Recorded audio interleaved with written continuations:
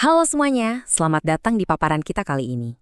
Jadi, hari ini kita bakal membedah surat ke-72, yaitu surat Al-Jin. Tapi tunggu dulu, jangan keburu membayangkan hal-hal mistis, horor, atau klinik ya. Sama sekali bukan. Justru kita bakal melihat teks ini dari sudut pandang yang berbeda banget. Ini sebenarnya adalah sebuah perjalanan metaforis tentang satu hal yang sangat penting, harapan. Gimana caranya kita bisa menerangi sisi paling gelap dari diri kita sendiri? Sekarang coba deh kita jujur-jujuran sebentar. Pernah nggak sih kamu ngerasa kayaknya ada satu sisi di dalam diri kamu yang terlalu gelap buat diubah? Mungkin itu beban dari kesalahan masa lalu, kebiasaan buruk yang susah banget dilepas, atau dorongan negatif yang rasanya udah mendarah daging. Seringan kita mikir, ini mah emang udah karakter asli aku, nggak mungkin bisa diubah. Pernah mikir gitu? Kalau iya, tenang kamu nggak sendirian kok. Tapi lewat paparan hari ini, cara kamu melihat sisi gelap itu bakal berubah total. Nah, buat paham konsep ini, kita harus geser sedikit cara pandang kita. Dalam konteks mengenali diri, kata jin di sini jangan cuma diartikan secara harfiah sebagai makhluk goib dari api aja. Teks ini justru ngasih kita sebuah paradoks yang indah banget.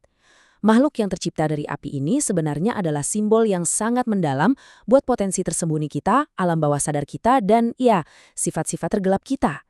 Mereka ini jadi simbol harapan tertinggi yang mengingatkan kita kalau nggak ada yang namanya hal terlalu gelap sampai-sampai nggak bisa disinari oleh cahaya hidayah. Oke, mari kita selami ini lebih dalam. Coba dengerin baik-baik kutipan ayat pertama dan kedua ini. Teks ini menyatakan kalau entitas yang selama ini sering diasosiasikan sama kegelapan aja, ternyata bisa loh mendengarkan kebenaran, merasa takjub, dan ujung-ujungnya malah beriman. Ini adalah pesan yang benar-benar kuat. Bahkan entitas yang paling gelap sekalipun ternyata bisa menerima petunjuk, asalkan mereka dihadapkan pada kebenaran.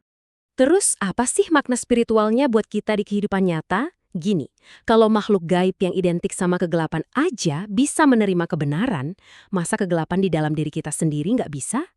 Jadi kamu literally nggak boleh putus asa sama dirimu sendiri. Kebiasaan terburukmu, rasa marah yang meluap-muap, ketakutan yang berlebihan, semua itu bisa banget dijinakkan.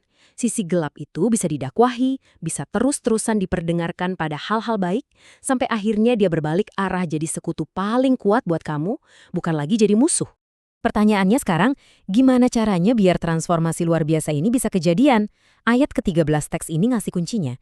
Ketika kami mendengar petunjuk, kami beriman. Rahasianya ada di situ. Katalisator utama dari perubahan yang drastis ini adalah kerendahan hati. Ya, kerendahan hati untuk mengakui kalau kita nggak selalu benar, dan kerendahan hati untuk diam sejenak, diam dan benar-benar mendengarkan petunjuk yang datang ke kita. Mari kita bandingkan dua sikap yang bertolak belakang ini. Di satu sisi, kamu bisa secara aktif memilih buat mendengarkan kebenaran, dan percaya deh, ini adalah titik awal dari semua harapan. Tapi di sisi lain, ada juga yang justru memilih buat menyumbat telinga pas kebenaran itu datang, persis kayak penolakan kaum Nabi Nuh di zaman dulu. Logikanya kan sederhana, harapan itu nggak akan pernah bisa masuk ke ruangan yang pintunya sengaja kamu kunci rapat-rapat. Semuanya selalu dimulai dari satu tindakan sederhana, tapi susahnya minta ampun, bersedia buat membuka telinga dan hatimu. Nah, yang benar-benar menarik dari narasi ini adalah bagaimana teks tersebut ngejelasin soal sebuah pilihan. Disebutkan kalau di antara jin itu ada yang berserah diri, tapi ada juga yang nolak. Ini tuh relatable banget sama kondisi psikologis kita. Sifat-sifat bawaan di dalam diri kita punya pilihan yang sama. Mereka nggak dipaksa. Potensi itu bisa diarahkan menuju ketundukan dan hal-hal baik, atau bisa dibiarkan liar, menolak kebenaran, dan ujung-ujungnya malah menghancurkan diri kamu sendiri. Jadi esensi utamanya tuh begini. Potensi dasar manusia itu sifatnya netral. Tuhan menciptakan segala sesuatu di dalam diri kamu dengan potensi.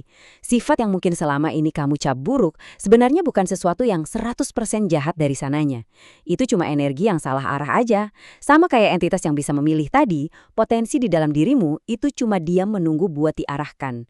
Masalahnya bukan pada keberadaan sifat itu, tapi murni soal gimana cara kita menggunakannya.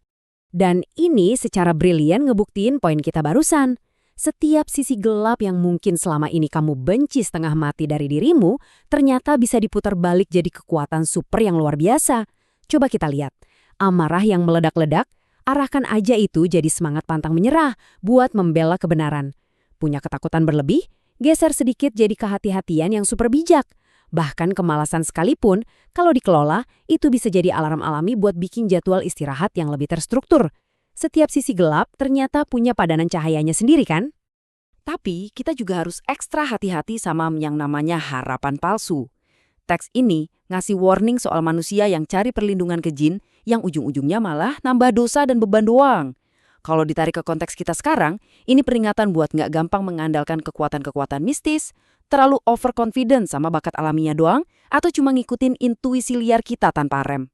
Mengandalkan potensi tersembunyi yang nggak ada panduannya, itu cuma bakal bikin kamu makin nyasar dan merasa makin berat jalani hidup. Teks sumber kita memperkuat gagasan ini dengan ngingetin secara tegas, hanya Tuhan yang tahu hal-hal gaib, termasuk masa depan kita. Artinya apa? Artinya harapan kita nggak boleh diletakkan pada hal-hal yang irasional atau menyesatkan. Bukan ke peramal, bukan ke horoskop, zodiak, atau percaya sama sihir dari potensi kita sendiri. Kenapa? Ya karena masa depan itu sepenuhnya 100% ada di genggaman Sang Pencipta. Jadi kesimpulannya makin jelas ya. Harapan sejati itu mengharuskan kita untuk gak cuma bertumpu pada potensi tersembunyi kita sendirian. Betul, potensi alam bawah sadar kamu itu karunia yang luar biasa keren. Tapi ibarat mesin dengan tenaga kuda yang super besar, percuma kan kalau mobilnya gak ada setirnya? Potensi itu baru benar-benar berfungsi dan membawa manfaat kalau dia dibimbing oleh iman, dijalankan sesuai koridor yang benar, dan disandarkan sepenuhnya lewat tawakal. Terus gimana sih cara kita mengaktifkan bimbingan itu? Nah, kita sampai di klimaks paparan kita nih. Coba perhatiin ayat yang benar-benar luar biasa ini. Diceritakan, ketika hamba Allah berdiri untuk berdoa, makhluk-makhluk gaib ini sampai berdesak-desakan di sekelilingnya saking terpikatnya. Kalian kebayang nggak? Ada semacam daya tarik magnetis yang super kuat yang dihasilkan dari satu tindakan berserah diri ini. Jadi, poin krusialnya adalah ini. Doa, sholat, dzikir, itu semua bukan sekedar kewajiban ritual, tapi itu wujud nyata dari harapan itu sendiri. Ini yang kita sebut sebagai magnet harapan. Kalau kamu benar-benar pengen menjinakkan sisi liar dan gelap di dalam dirimu, kuncinya adalah kamu harus berdiri menghadap penciptamu. Tindakan berdiri dan memohon inilah magnet spiritual paling ampuh buat menarik semua potensi gelap tadi, keluar dari bayang-bayang, langsung menuju ke terang benderang. Mari kita recap sebentar fondasi utama yang udah kita pelajari dari teks ini. Ada 3 pilar harapan. Pertama, entitas kegelapan aja bisa percaya. Ini bukti nyata kalau nggak ada yang terlalu gelap untuk diselamatkan. Kedua, sosok utusannya menunjukkan kalau tindakan berdoa dan menyampaikan kebenaran itu adalah kunci pembuka rahmat. Dan ketiga, karena pencipta kita itu maha mengetahui dan maha kuasa, maka kata mustahil itu sebenarnya nggak pernah ada dalam kamus transformasi diri kita. Oke, sekarang waktunya untuk action. Ini dia langkah-langkah praktis yang bisa langsung banget kamu terapkan mulai hari ini. Nomor 1, berhenti putus asa sama masa lalu kamu. Nomor 2, buka telingamu sekarang juga buat mendengarkan nasihat dan kebenaran. 3, kenali apa aja potensi tersembunyi yang selama ini kamu tekan. 4, pelan-pelan geser sisi gelap kayak amarah dan ketakutanmu jadi energi yang positif.